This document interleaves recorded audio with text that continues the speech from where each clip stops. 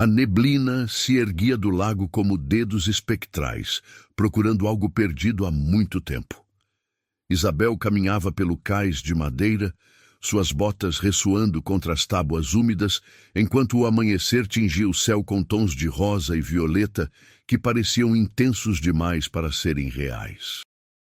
Havia chegado ao Brasil há apenas 2 dias, fugindo de uma vida em São Paulo que havia desmoronado como castelo de areia, buscando respostas sobre a avó que nunca conheceu, mas cuja herança acabara de receber.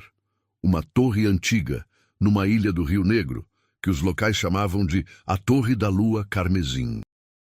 O nome era poético e sinistro ao mesmo tempo, como tantas coisas neste lugar onde as tradições indígenas se misturavam com o catolicismo colonial e algo mais antigo, algo que Isabel podia sentir no ar, mas não conseguia nomear.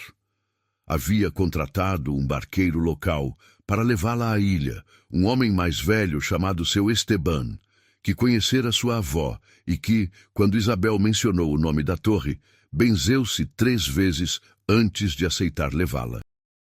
A torre não é lugar para os vivos, havia murmurado enquanto preparava sua canoa de madeira pintada de azul brilhante. Mas se carrega o sangue de Dona Valentina, então talvez a torre esteja chamando a senhora. Se você gosta de histórias cheias de mistério, romance e magia, não esqueça de se inscrever no canal e deixar nos comentários de onde você está nos assistindo. Agora, vamos continuar com a jornada de Isabel rumo ao seu destino. A canoa cortava a água parada do rio, enquanto seu Esteban remava em silêncio, seus olhos escuros fixos na ilha que emergia da neblina como um sonho ou um pesadelo. Isabel podia ver a torre agora, uma estrutura de pedra que se elevava em direção ao céu como um dedo acusador, coberta parcialmente por trepadeiras e musgo, mas ainda majestosa, apesar dos séculos. As lendas locais diziam que havia sido construída por um feiticeiro há mais de 400 anos, durante os primeiros dias após a colonização, quando o mundo antigo e o novo chocavam violentamente. Outros diziam que era muito mais antiga, que havia existido desde tempos pré-coloniais e que o feiticeiro simplesmente a havia reclamado. Sua avó viveu ali durante 50 anos, disse finalmente seu Esteban, quebrando o silêncio. Nunca desceu à cidade, nunca falou com ninguém, exceto quando precisava de provisões. Mas nós, os barqueiros, a víamos às vezes, parada no topo da torre durante as noites de lua cheia, com os braços estendidos como se estivesse abraçando o céu.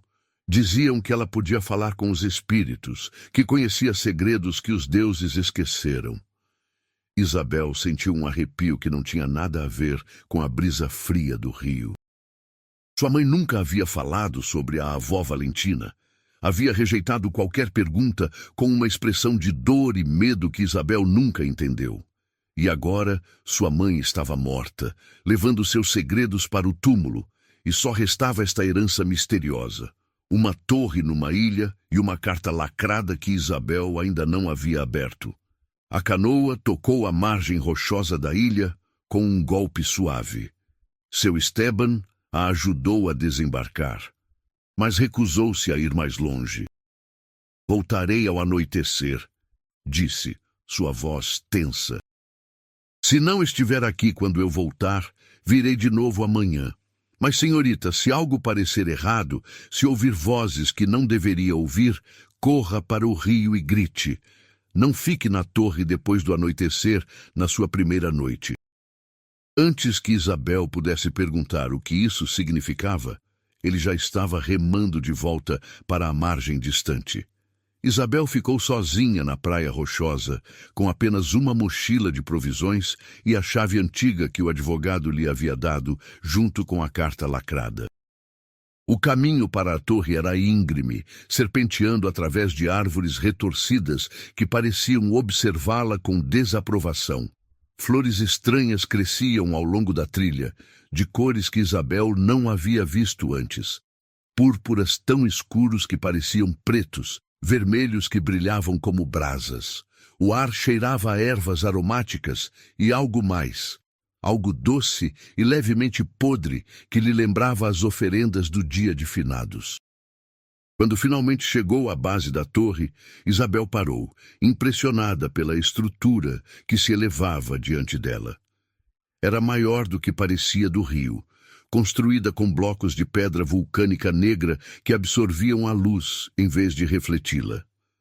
Símbolos estavam esculpidos nas pedras, alguns que ela reconhecia dos códices pré-coloniais que havia estudado na universidade, outros completamente estranhos. A porta era de madeira escura, reforçada com ferro, e quando Isabel inseriu a chave antiga na fechadura, esta girou com um clique satisfatório que ecoou no silêncio. A porta se abriu para uma escuridão que parecia sólida, tangível. Isabel acendeu sua lanterna e entrou. O interior da torre era uma sala circular ampla, com uma escada em espiral de pedra que subia em direção às sombras. As paredes estavam cobertas de estantes cheias de livros antigos, pergaminhos enrolados, frascos de vidro contendo líquidos de cores estranhas e ervas secas. Havia um altar no centro da sala, não cristão, mas claramente pré-colonial, com estatuetas de barro e obsidiana dispostas em padrões geométricos. E no altar, brilhando com luz própria apesar da escuridão, havia uma esfera de cristal do tamanho de um punho, de uma cor vermelha carmesim profunda que pulsava suavemente como um coração. Isabel se aproximou lentamente, hipnotizada pela esfera. Não deveria estar brilhando, não havia eletricidade na torre, nenhuma fonte de luz, exceto sua lanterna. Mas o cristal emanava sua própria luminescência, projetando sombras vermelhas que dançavam nas paredes como chamas. Sem pensar, estendeu sua mão em direção à esfera. No momento em que seus dedos tocaram a superfície lisa e fria do cristal, o mundo explodiu. Imagens inundaram sua mente. Uma mulher que se parecia com ela, mas vestida com roupas de outra época, parada no topo desta mesma torre enquanto uma lua vermelha enorme enchia o céu. Um homem de pele morena e olhos que brilhavam com um fogo interno, vestido como um guerreiro indígena, mas com símbolos estranhos tatuados em seus braços. Os dois se beijavam enquanto o mundo ardia ao seu redor, enquanto templos caíam e cidades se transformavam em cinzas. E uma voz antiga e poderosa, sussurrando palavras que Isabel não entendia, mas que sua alma reconhecia. O pacto deve ser cumprido. A torre exige seu tributo. O amor proibido terá seu preço. Isabel gritou e afastou sua mão do cristal. Caiu de joelhos, ofegante, seu coração batendo selvagemente. As imagens continuavam ardendo em sua mente, tão vívidas que ela não conseguia distinguir entre memória e visão. O que foi isso? Sussurrou para o ar vazio. Foi a memória da torre, respondeu uma voz atrás dela. E Isabel saltou, girando tão rápido que quase perdeu o equilíbrio. Havia um homem parado na entrada, e seu primeiro e completamente irracional pensamento foi que ele era o homem das visões. Tinha os mesmos olhos escuros e intensos, a mesma presença que parecia preencher o espaço ao seu redor. Mas vestia roupa moderna, jeans desgastados e uma camisa de algodão azul, embora houvesse algo na forma como se movia que era estranhamente arcaico, como um guerreiro antigo, disfarçado de homem do século XXI. Quem é você? Exigiu Isabel, tentando fazer sua voz soar mais firme do que se sentia.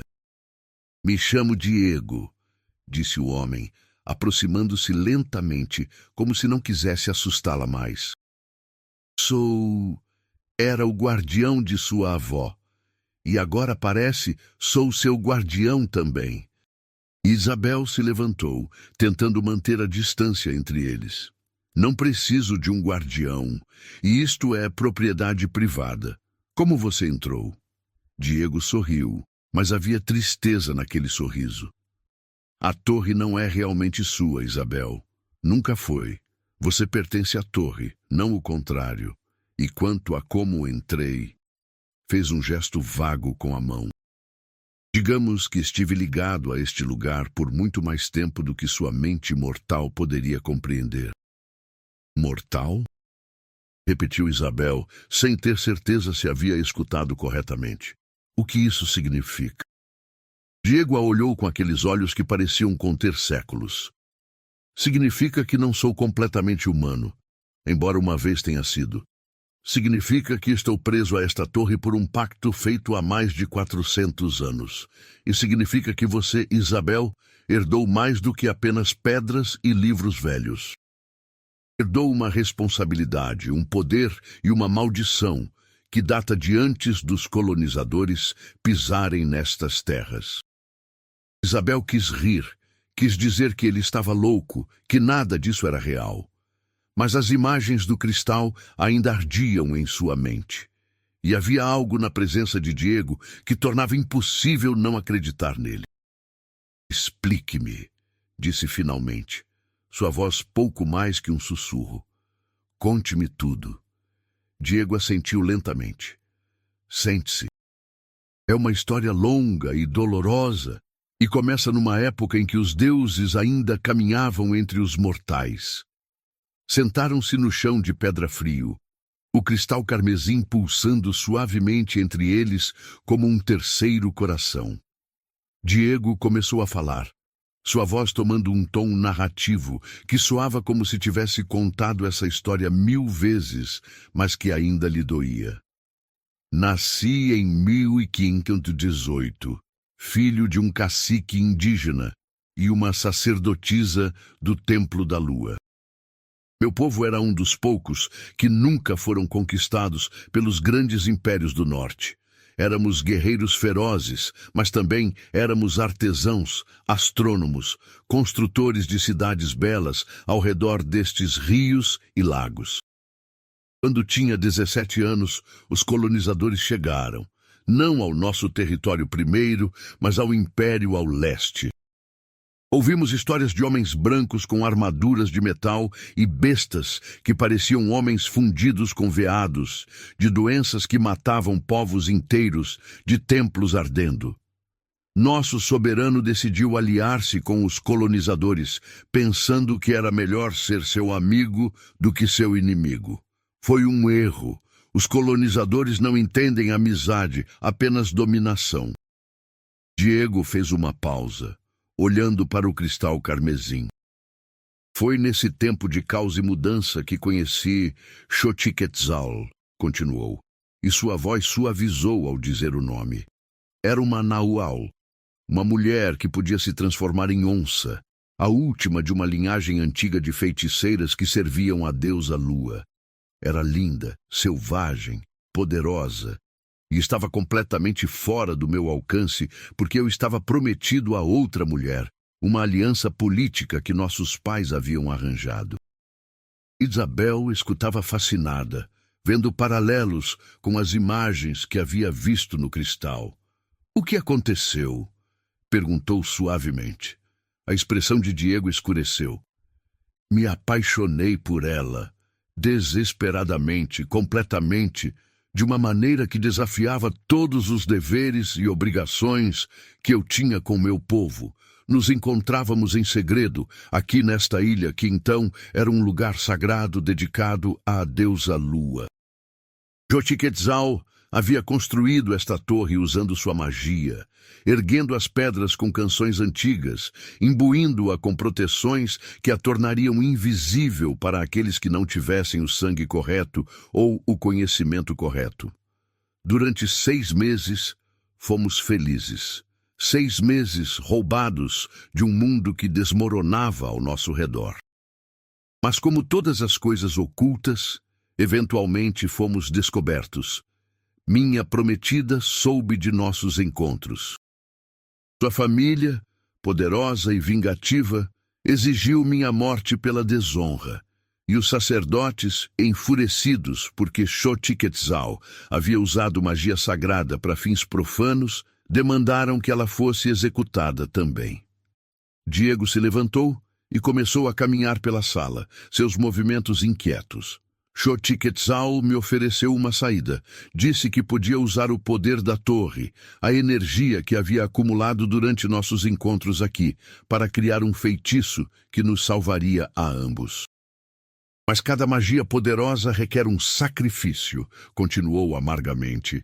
E o sacrifício que os deuses exigiram foi terrível. Um de nós viveria eternamente, preso à torre, incapaz de morrer, mas também incapaz de viver verdadeiramente. O outro morreria, mas sua alma se reencarnaria uma e outra vez, retornando à torre, procurando o amante perdido. E cada vez que se encontrassem, cada vez que se apaixonassem de novo, algo terrível aconteceria. Morte, destruição, dor. Era o preço por desafiar a ordem natural, por usar magia sagrada para o amor mortal. Isabel sentiu que a sala girava ao seu redor. Não, sussurrou. Não pode ser. Eu escolhi ser aquele que vivesse eternamente, disse Diego, olhando-a diretamente. Não podia suportar a ideia de que Xochiquetzal estivesse presa aqui, sozinha, durante séculos. Então assumi a maldição sobre mim mesmo. E ela morreu em meus braços enquanto o feitiço tomava efeito, suas últimas palavras, uma promessa de que retornaria, de que me encontraria, não importava quantas vidas tivesse que viver. Você retornou 8 vezes nestes 400 anos, continuou, sua voz quebrada. 8 vezes nasceu de novo, cresceu sem se lembrar de mim, e eventualmente o destino ou os deuses ou a torre mesma a trouxeram de volta para cá. 8 vezes nos apaixonamos de novo. E 8 vezes algo terrível aconteceu antes que pudéssemos ficar juntos realmente. Isabel negou com a cabeça, lágrimas correndo por suas bochechas, sem que soubesse exatamente por que chorava. Isso é impossível. Eu sou Isabel Morales, tenho 28 anos, sou arquiteta, tenho uma vida normal. Sua avó Valentina foi a 8ª reencarnação, interrompeu Diego gentilmente. Por isso viveu aqui durante 50 anos. Por isso sua mãe manteve você longe deste lugar. Valentina se lembrou. Depois de anos perto da torre, de tocar o cristal carmesim, todas as memórias retornaram. E quando me reconheceu, quando finalmente entendeu nossa história... O que aconteceu? Perguntou Isabel, embora parte dela não quisesse saber. A torre exigiu seu tributo, disse Diego com voz oca. Como sempre faz. Valentina desenvolveu uma doença, algo que os médicos não podiam explicar. Seu corpo simplesmente começou a se apagar, como se a vida se drenasse dela.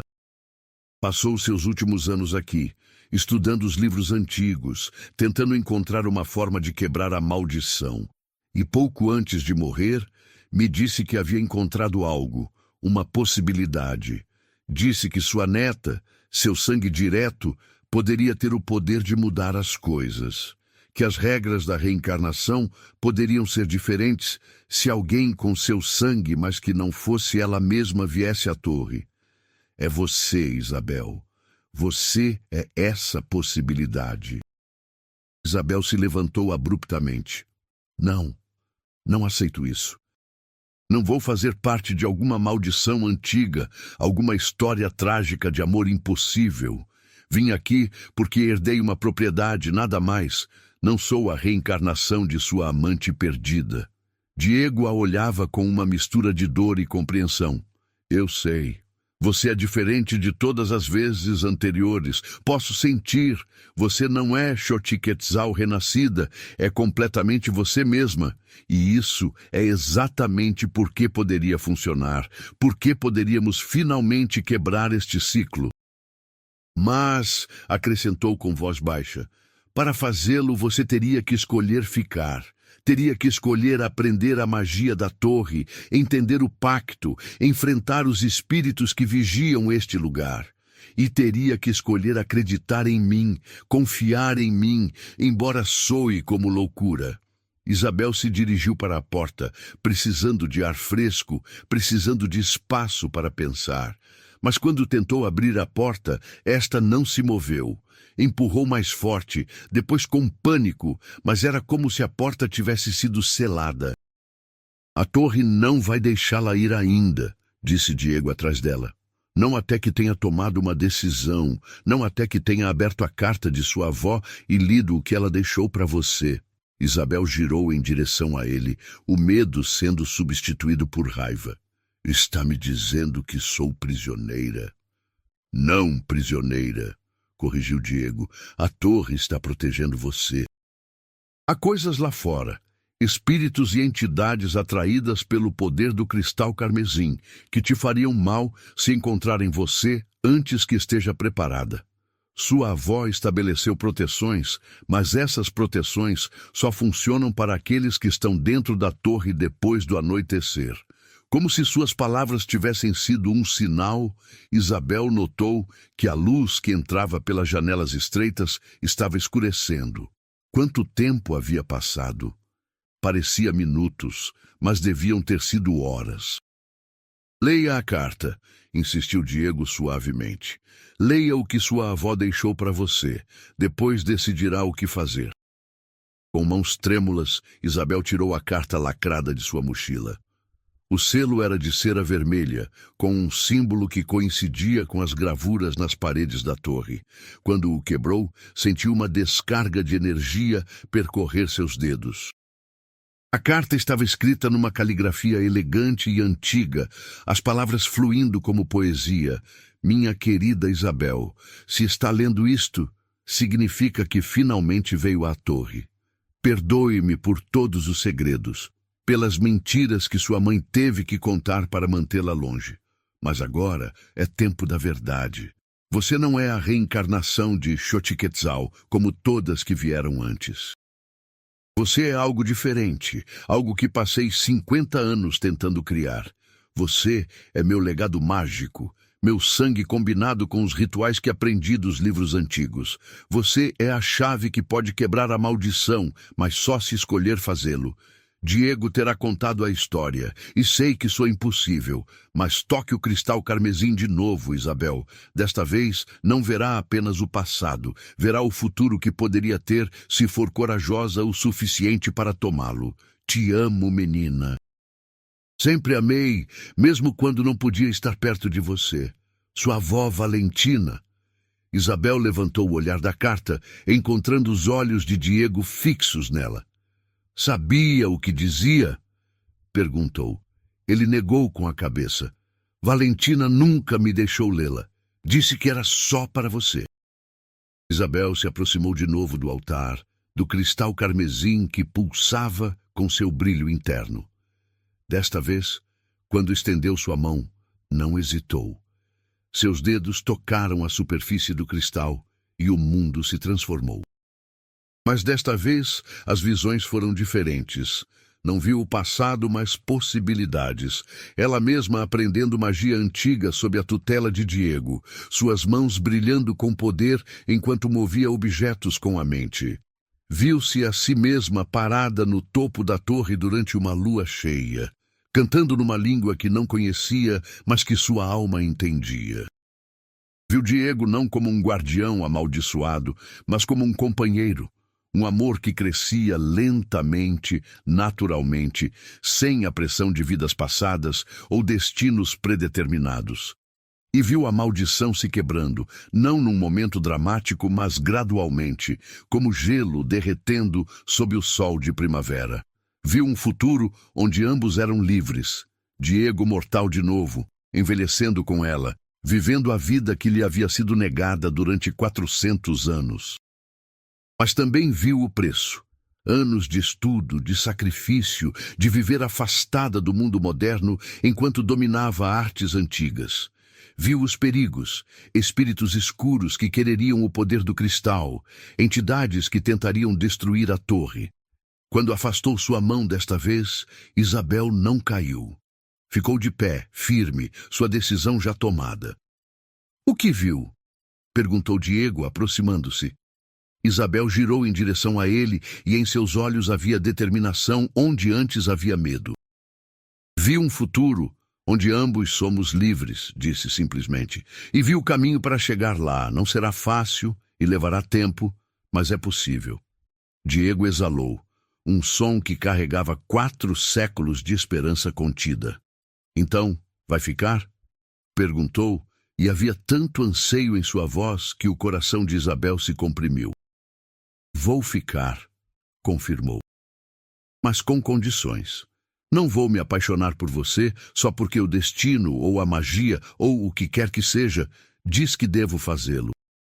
Se for haver algo entre nós, será real, será nossa escolha, não um eco de Xochiquetzal e do guerreiro que você foi. Diego sorriu, e foi o primeiro sorriso genuíno que Isabel havia visto em seu rosto. Não gostaria de nenhuma outra maneira, disse.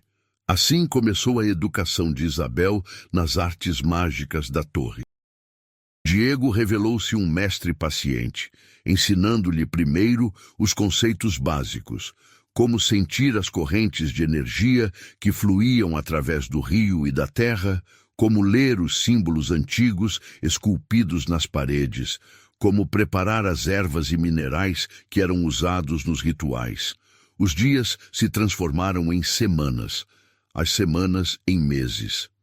Isabel descia ao povoado uma vez por semana para comprar provisões, e os locais começaram a se acostumar a vê-la, embora sempre com uma mistura de respeito e medo.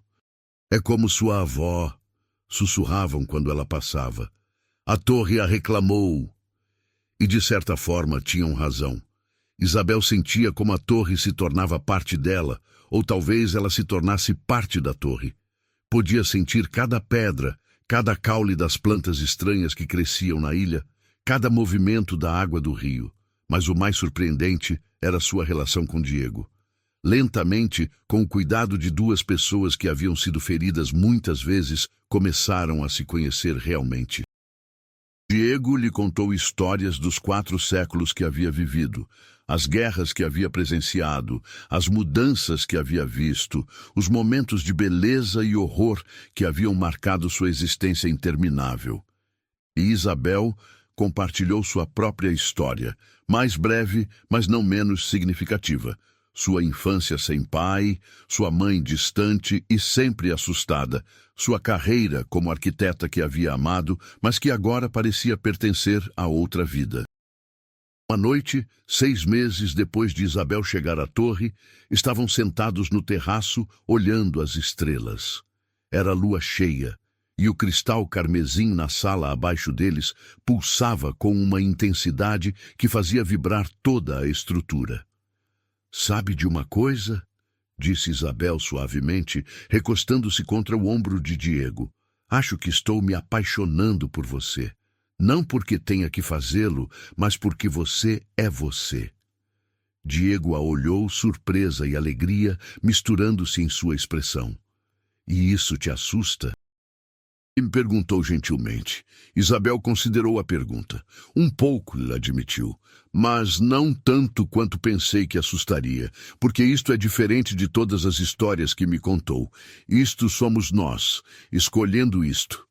Diego a beijou então, suave e lentamente, e foi como se o universo inteiro prendesse a respiração. O cristal carmesim na torre abaixo deles brilhou mais intensamente, mas desta vez não com advertência, mas com algo que parecia aprovação. Os meses seguintes foram os mais intensos do treinamento de Isabel. Valentina havia deixado instruções detalhadas em seus diários, um mapa para quebrar a maldição. Requeria 3 rituais principais, cada um mais perigoso que o anterior. O primeiro era um ritual de purificação, limpando a energia escura que havia se acumulado ao redor da torre durante séculos. Isabel o realizou durante o equinócio de primavera, com Diego a seu lado, mas sem poder ajudá-la diretamente. O ritual durou 3 dias e 3 noites, e Isabel emergiu exausta, mas triunfante. A torre mesma parecia mais brilhante agora, as pedras emitindo uma luz suave. O segundo ritual era mais complicado. Requeria que Isabel viajasse ao mundo espiritual e enfrentasse as entidades que haviam sido atraídas pelo poder do cristal carmesim. Com Diego vigiando seu corpo físico, Isabel bebeu uma poção que Valentina havia preparado e deixado conservada magicamente. Sua consciência se separou de seu corpo e se encontrou numa paisagem de pesadelo, um reflexo escuro da torre onde sombras com olhos brilhantes a espreitavam. Lutou durante o que pareceu horas, usando a magia que havia aprendido para se defender e, finalmente, expulsar as entidades além dos limites da torre. Quando acordou, estava nos braços de Diego, que tinha lágrimas nos olhos. Pensei que tinha te perdido, sussurrou. Você ficou inconsciente durante 2 dias. Isabel sorriu fracamente. Mas funcionou, disse.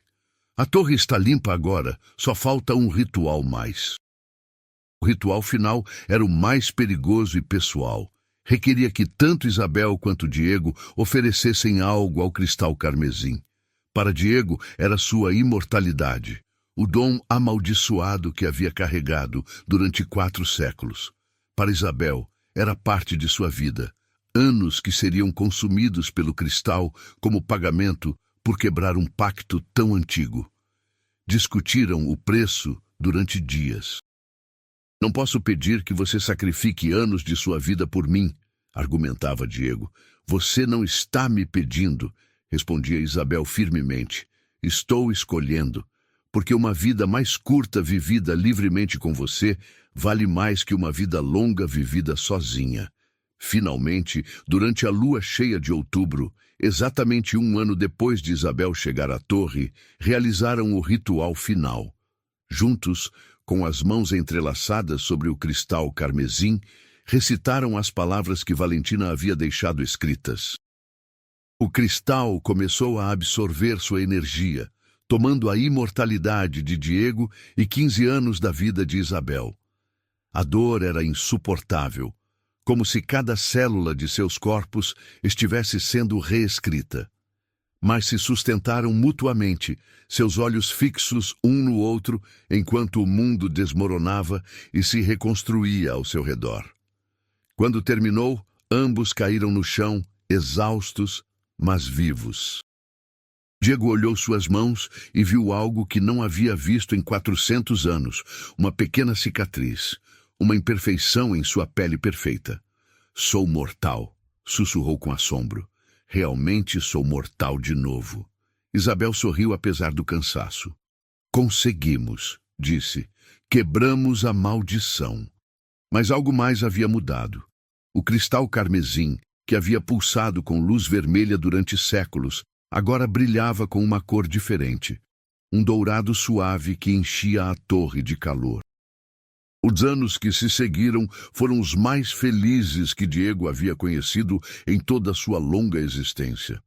Ele e Isabel se casaram numa cerimônia simples na ilha, com apenas seu Esteban e alguns barqueiros locais como testemunhas. Viveram na torre, mas já não era um lugar de maldição, mas um lar. Isabel continuou seus estudos de magia, mas agora com liberdade, escolhendo o que aprender e o que deixar de lado. Tornou-se uma curandeira respeitada, e os locais começaram a vir até ela, buscando ajuda com doenças que a medicina moderna não podia curar. Diego, experimentando a mortalidade pela primeira vez em séculos, maravilhava-se com cada pequena coisa. O sabor da comida, o cansaço depois de um dia de trabalho físico, até as pequenas dores e incômodos que vinham com um corpo humano. É perfeito, disse a Isabel uma noite, enquanto iaciam juntos olhando as estrelas. Cada momento é precioso, porque sei que não durará para sempre. Tiveram 2 filhos, um menino e uma menina, que cresceram na ilha, aprendendo tanto a magia antiga quanto as realidades do mundo moderno. A torre os protegia, o cristal dourado assegurando-se de que nenhum dano lhe chegasse. Quando Diego completou 60 anos em sua nova vida mortal, fisicamente parecia de 40 devido aos séculos de imortalidade que haviam deixado sua marca. Mas estava envelhecendo, finalmente, gloriosamente envelhecendo. E Isabel, que havia sacrificado 15 anos de sua vida, envelhecia a seu lado. Uma tarde de outono, 30 anos depois de quebrar a maldição, Isabel e Diego caminhavam pela margem do rio. Seus filhos já eram adultos com suas próprias famílias, visitando a ilha regularmente, mas vivendo suas próprias vidas no continente. Alguma vez se arrependeu? Perguntou Diego, tomando a mão de Isabel. Dos anos que sacrificou? Isabel negou com a cabeça, seu cabelo agora mais branco que preto. Nem um único dia, respondeu. Vivi mais nestes 30 anos com você do que muitos vivem em 100. Diego a beijou, suave e terno. Te amo, disse simplesmente. Nesta vida e em todas que possam vir. Embora espere que esta seja suficiente por enquanto, acrescentou com um sorriso. Isabel riu. Definitivamente é suficiente, concordou. Viveram outros 20 anos juntos, envelhecendo graciosamente, rodeados do amor de seus filhos e netos. A torre permaneceu como um farol de magia e esperança no rio. Um lembrete de que até as maldições mais antigas podem ser quebradas, que o amor verdadeiro pode desafiar o destino mesmo. Quando Isabel finalmente fechou os olhos pela última vez aos 73 anos, Diego estava a seu lado, segurando sua mão. E 5 anos depois, quando foi sua vez de partir, fez-o em paz, sabendo que havia vivido uma vida completa, que havia amado e sido amado, que havia quebrado as correntes de uma maldição de 4 séculos. A torre ficou vazia então, mas não abandonada. Os netos de Isabel e Diego a mantiveram, e alguns descobriram que também tinham o dom da magia. O cristal carmesim, agora dourado, continuou brilhando, já não com advertência, mas com promessa. A promessa de que o amor verdadeiro pode transformar até as maldições mais escuras em bênçãos. E nas noites de lua cheia, os barqueiros do rio juravam que podiam ver 2 figuras no topo da torre. Um casal mais velho, de mãos dadas, olhando as estrelas juntos, como haviam feito durante décadas. Não eram fantasmas, mas memórias, ecos de um amor tão forte que havia deixado uma impressão permanente no tecido da realidade. A história de Isabel e Diego tornou-se lenda, contada no povoado como uma história de esperança, de como uma arquiteta de São Paulo e um guerreiro amaldiçoado, durante 4 séculos, encontraram uma forma de quebrar as correntes do destino, de como escolheram seu próprio caminho, seu próprio amor, em vez de serem vítimas de um pacto antigo. E a Torre da Lua Carmesim permaneceu, já não carmesim, mas dourada, um farol no rio, que recordava a todos que a magia mais poderosa não vem de rituais antigos ou cristais encantados. Vem da escolha, do sacrifício, do amor que se atreve a desafiar o destino mesmo e vencer. Anos depois, quando os bisnetos de Isabel e Diego visitavam a torre, encontravam os diários que sua bisavó havia deixado, documentando tudo, os rituais, a magia, o amor. E na última página, escritas com a caligrafia trêmula de uma mulher idosa, mas com palavras firmes e claras, Isabel havia deixado uma mensagem. A quem ler isto no futuro, a magia é real, as maldições existem, e os deuses antigos ainda escutam. Mas mais real que tudo isso é o poder de escolher seu próprio destino. Diego e eu quebramos uma maldição de 4 séculos, não com poder, mas com amor. Não com força, mas com sacrifício. Se alguma vez enfrentar sua própria maldição, seu próprio destino inevitável, lembre-se, sempre há uma escolha, sempre há um caminho. Só tem que ser corajoso o suficiente para tomá-lo. Com amor eterno, Isabel. E assim termina a história da Torre da Lua Carmesim. Uma história que começou com uma maldição e terminou com liberdade, que atravessou 4 séculos para encontrar sua resolução num ano de valentia e sacrifício. Uma história que nos lembra que o verdadeiro amor não é destino, mas escolha. Não é predeterminação, mas decisão consciente de permanecer juntos contra tudo. A torre ainda se eleva sobre o rio. Suas pedras negras agora com veios de ouro que brilham sob a luz da lua. E nas noites especialmente tranquilas, quando o vento sopra exatamente da maneira certa, pode-se ouvir música antiga flutuando desde a ilha. Não é música triste, mas celebratória. O som de duas almas que finalmente encontraram paz depois de séculos de busca. É o som do amor que venceu a maldição, da esperança que desafiou o destino, de duas pessoas que escolheram escrever sua própria história em vez de serem escritas por ela.